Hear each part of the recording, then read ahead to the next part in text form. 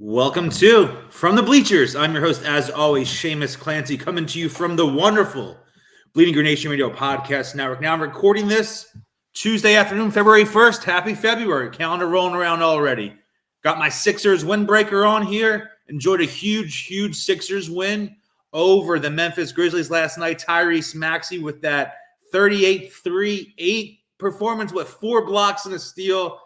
The dude has the goods. Trade Ben Simmons, get him and the league MVP Joel Embiid some help. As always, if you're a Sixers fan, and there's a good chance if you're an Eagles fan, you are also a fan of the Philadelphia 76ers. You can check out my Sixers work and the work of so many talented Sixers content creators at libertyballers.com. Our joint, I guess, or sister, brother site, however you want to refer to, under that SB Nation umbrella to go alongside all the great stuff that I do and we all do on Bleeding Green Nation and BGN Radio. Today, officially, everyone knew it was already happening. The news already broke. They walked it back. Now it's official. Tom Brady, Tuesday, February 1st, officially retired from the NFL.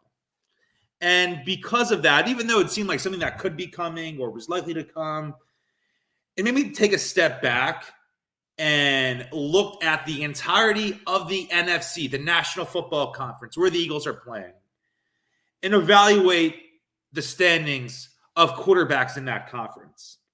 Because watching these NFL playoffs, and really I'm 27 going on 28 in my 2+ decades or whatever of being an NFL fan, I have never seen better playoff performances than I have the past 2 weeks. That Bills-Kansas City game, the Bengals game last week, this past Sunday, I should say, absolutely incredible.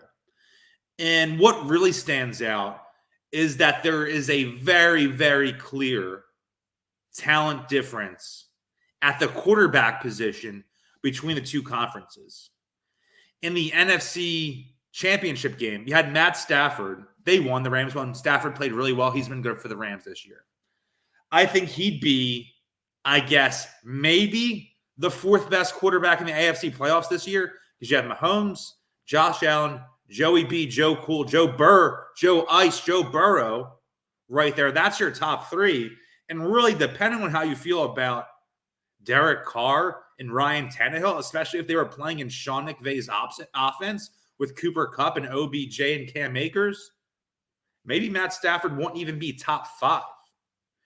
And Stafford played against Jimmy Garoppolo, Jimmy G, whose team has been trying to get rid of him for the last 2 years. They literally drafted someone to replace him, and he's a lame duck quarterback who was a couple big plays away for going to the Super Bowl for the second time in 3 years. He almost went to the Super Bowl for the second time in 3 years, and his team does not want him. And those are the teams that had the chance to represent the NFC in this year's Super Bowl. The quarterback talent in this conference is weak. Tom Brady shifted a little bit of the power coming from the AFC, the Patriots, where he was for 2 decades, to the Buccaneers last year, and obviously Tampa wins the Super Bowl. But Tom's gone now.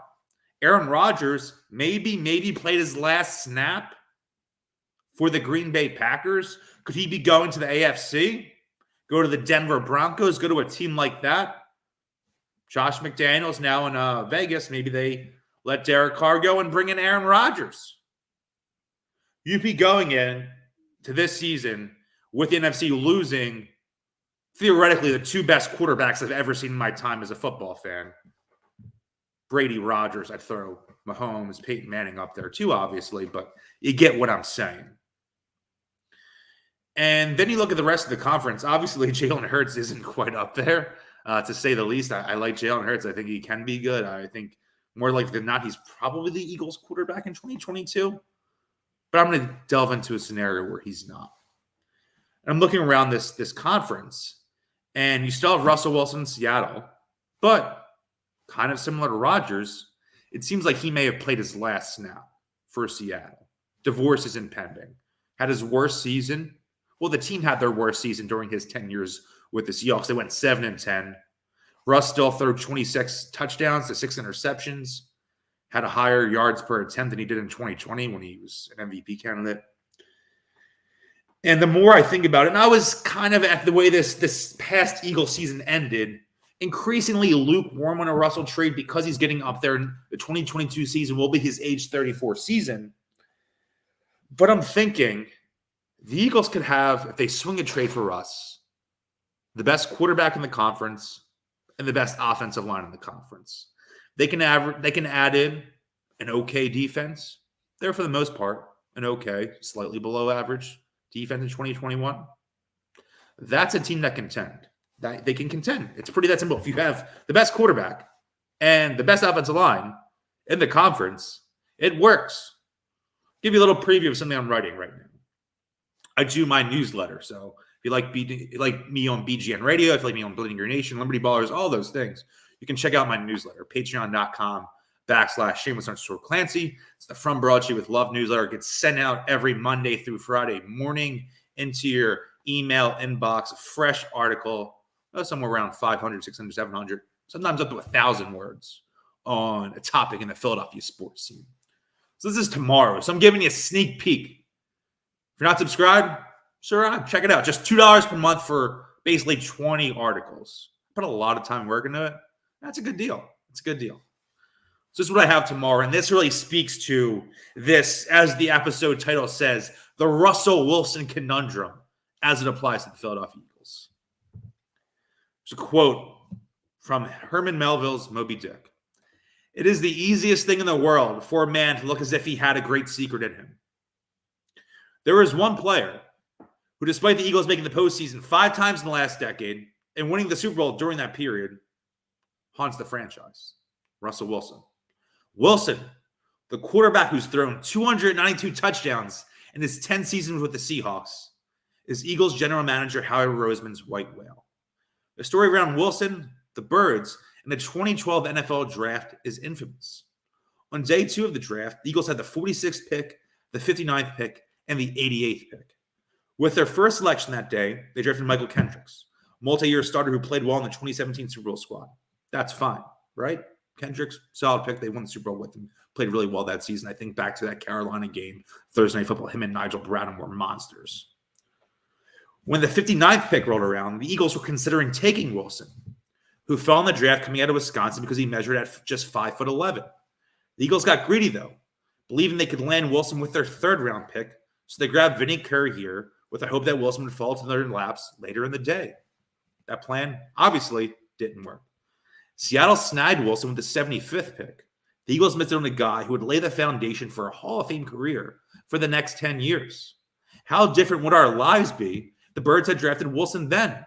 Only adding to that wild butterfly effect in play here is the dude who the Eagles ended up taking with that pick, the 88th pick, some guy named Nick Foles. Passing on Wilson and seeing him turn into an elite franchise passer took the Eagles' quarterback factory philosophy that had been part of the organization since the beginning of Joe Banner's tenure, since the beginning of the Andy Reid days, to an entirely new level. The Eagles weren't entirely sold on Foles after the 2014 season. Eagles go 10-6. Chip Kelly's second year missed the playoffs. Foles gets hurt, misses the end of the season. So they tried and failed, I should say. They failed to get an upgrade with Sam Bradford. Bradford played like, Sam Bradford. So the Eagles opted to trade up in the 2016 NFL draft for a presumed franchise signal caller in Carson Wentz. That was supposed to rectify missing out on Wilson and his triumphant career. That Carson Wentz trade happened because the Russell Wilson brain fart lived rent-free in Howie Roseman's head.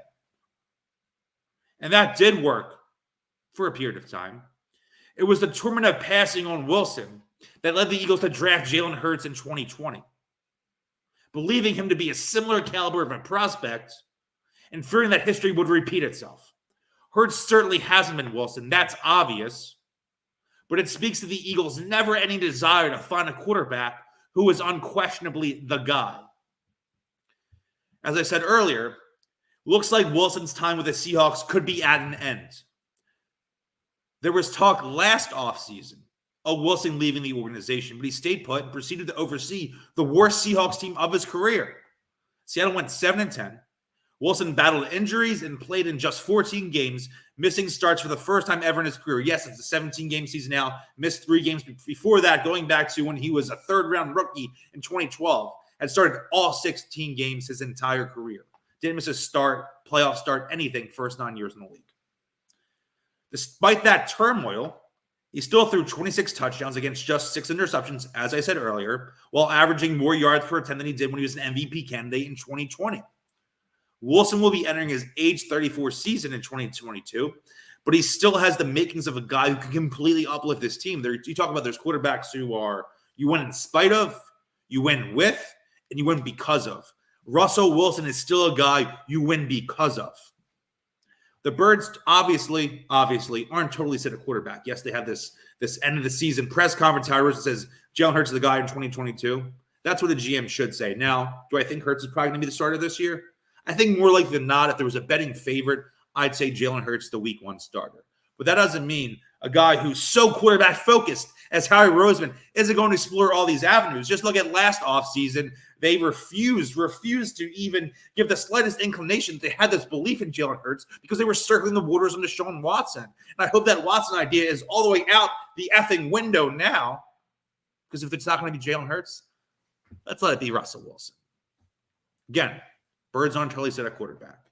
They've longed for Wilson for a decade. Like I said, Howie Roseman's white whale. They have ample draft capital. They have 3 first-round picks, the 15th pick, 16th, and 19th pick. Wilson looks like to be a goner in Seattle. Does Howie finally get his guy? Like I'm saying, I can see it. I'm more bullish on a Wilson trade now than I was, say, a couple weeks ago.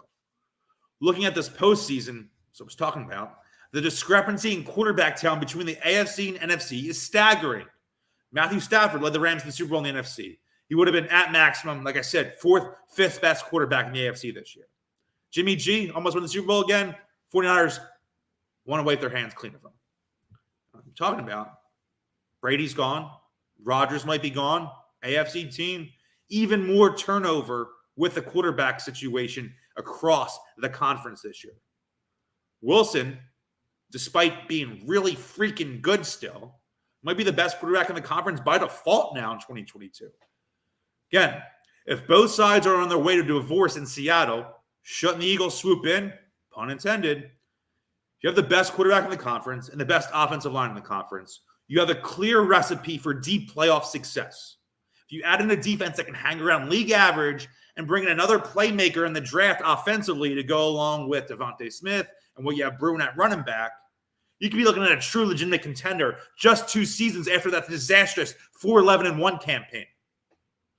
As I've said a bunch.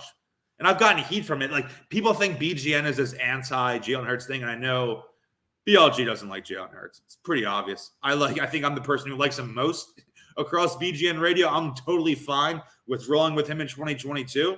If that's what's going to happen, use some picks to help out, stack the defense, get some playmakers around, and maybe sign a big free agent wide receiver. But right now I'm thinking, as I'm doing this, I'm increasingly convincing myself that Russ might be the best option right now. Again, it'd be great if Hurts improved and excelled as a passer this upcoming season. But there are very few moments where teams have a shot at doing something special. Everything has to fall into place. You have to catch a lot of breaks. Look at the 2017 Eagles. All the breaks they catch. If Nick Foles doesn't throw the ball directly at Keanu Neal's knee, I'm probably still living in my basement. And look what happened. Because of that, Torrey Smith gets it. Eagles get a field goal, this, that, and that. Boom, Eagles win the Super Bowl. Don't ever be scared to go all in. If you're going to go all in, going all in for a Hall of Famer, even though he's 34, you're seeing the trajectory of quarterback aging has changed so much with Wilson, as you saw with Rodgers, with Brady, with Manning, with Breeze. It's different now. Even if the Eagles, conservatively speaking, only get 2 elite seasons from Wilson, isn't that worth more than whatever they could theoretically get out of Hurts? Are they going to get in the next 2, 3, 4, 5 years 2 seasons of Jalen Hurts being a top 5 quarterback in this league? Maybe top 10, maybe top 12, top 5. Definitely not, I would think. And even the top 10 thing is more unlikely than not, though I want to believe. Don't worry about that accelerated timeline.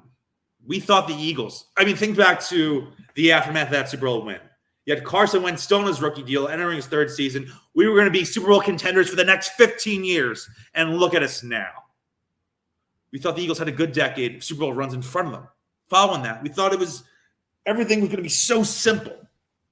Stuff changes overnight. There is no tomorrow in the NFL. Win when you can and pray to the football gods that you'll get another chance in the future. Eagles have 3 first-round picks. Are you going to trade all of them? No. Is it going to take all of them? Also, no. I'm not parting with 3 first-round picks for Wilson. I'm not even sure, again, it would even take that. How about something like this? A 2022 first that happens to be the 15th or 16th or 19th pick? I mean, he would be like, I'm not going to trade the 15th pick with them. Give him the 19th pick. If those 4 picks are the difference between having Russell Wilson and not, fine. Roll with it. I think that talent level in the draft between that sort of 12, 11 to 35 range, kind of similar to begin with anyway. Again, 2022 first, 2023 first, and a 2023 third for Wilson, and say a 2023 fourth. Get that back in return. Maybe even flip that 2023 first in some kind of conditional, like it's a second-round pick, but if the Eagles make the NFC Championship game, it becomes a first-round pick. How about that? That works for me, because if the Eagles are in the NFC Championship game last year, I could get 2 flying Fs about whether they're giving up a first or second-round pick to Seattle, because that's all I'm worried about is making the NFC title game. And maybe going back to the Super Bowl for the first time in, well, that'll be 5-6 years. Seems like, you think your whole life takes forever to go back to the Super Bowl, but they could swing this trade and be back there with an entirely new core of a team in just 5-6 years. Wild. Again, it's a lot easier for me to write this trade down and come up with this hypothesis of what the trade could be. There's no NFL trade machine the way there is an NBA, and obviously NBA trade lines next week, so everyone's doing all these trades saying like, oh, we get Ben Simmons to Sacramento and send Tobias Harris here, blah, blah, blah. It's different in the NFL. And it's a lot easier for me to say these things than for Seattle to come to grips with giving away or trading away their best player in franchise history. No disrespect meant to Steve Largent, but Wilson's days do really feel numbered with this current squad. So I'm talking about no one takes more swings at the quarterback position than Roseman and the Eagles. Don't be surprised. Really, don't be surprised to check your phone next month and see that Wilson will be wearing midnight green this upcoming season. Because I think back last March, and it sounds like one of those jokes like, my therapist said this, like on Twitter, but, I'm someone who talks about being a mental health advocate, dealing with my own mental health. See a therapist regularly, more common than people might think. I'm open about it. And last March, I'm doing a video chat with my therapist, and I'll see if Twitter notification pops up on my phone, and the Eagles traded Wentz, and I'm telling my therapist like, the Eagles traded Wentz, and he's like, and we were only like 15, 20 minutes into the session. He's saying, well, do you have to go? And I'm like, yeah, kind of. I got to go. So that means next month, maybe the situation repeats itself. I'll be happy for Russell Wilson. Russell Wilson's my favorite player in the league. Yeah, he's a little bit older. But I think back to maybe the way the Broncos in 2012 added an aging Peyton Manning to their team, made 2 Super Bowls, made 1 in the next 4 years. Why can't that be the Eagles with Russell Wilson? Just throwing it out there. Middle of the offseason, having some fun talking about Russell Wilson. I'm sure this isn't going to be the last time anyone on BGN Radio talks about Russell Wilson this offseason. We should have a lot of fun with free agency coming up next month.